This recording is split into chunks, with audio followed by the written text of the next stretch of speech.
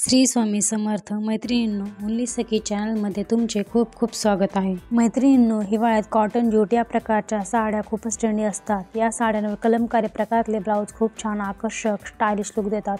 पण कलमकारी ब्लाऊज नेमकं कसं शिवावं असा प्रश्न पडला असेल तर हे काही डिझाईन्स आपण पाहूयात. कलमकारी ब्लाऊज शिवताना बऱ्याचदा मागचा गळा अगदी लहान ठेवला जातो किंवा तुम्ही त्याला बंद गळ्याचं ब्लाऊज असंही म्हणू शकता.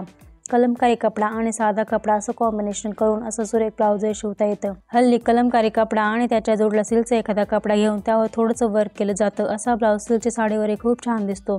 थोडा सुपर स्टायलिश लुक हवं असेल तर पुढचा गळा बंद आणि मागचा मोठा अशा प्रकारातलं ब्लाऊजही तुम्ही शिवू शकता.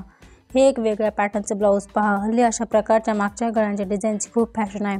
अशा पद्धतीचं ब्लाऊज परफेक्ट फिटिंगचं झालं तर ते नक्कीच खूप आकर्षक दिसतं. कलमकारी कपडा आणि त्यावर एम्ब्रॉयडरी किंवा कुंदन वर्क, मोती work, mirror work, thread work असे प्रकार सध्या खूप ट्रेंडी आहेत.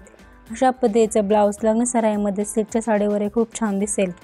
बाहेरनं अशा पद्धतीची झालर किंवा फ्रिल लावलेले एखादं ब्लाऊज आपल्या कलेक्शनमध्ये असायलाच हवं. या प्रकारच्या ब्लाऊजमध्ये तुम्ही आहात त्यापेक्षा नक्कीच कमी वयाच्या दिसाल. कलमकारी ब्लाऊजची एक खासियत अशी आहे की ते तुम्ही विशिष्ट पद्धतीने शिवलं तर एकदम फॉर्मल लुक देतं. हे ब्लाऊज त्याच प्रकारचं आहे. ऑफिसमध्ये घालण्यासाठी ते खूप अगदी परफेक्ट ठरेल. फॉर्मल लुकसाठी किंवा ऑफिसमध्ये घालण्यासाठी म्हणून कलमकारी ब्लाऊज शिवणार असाल तर हे आणखी एक सुंदर डिझाईन पहा.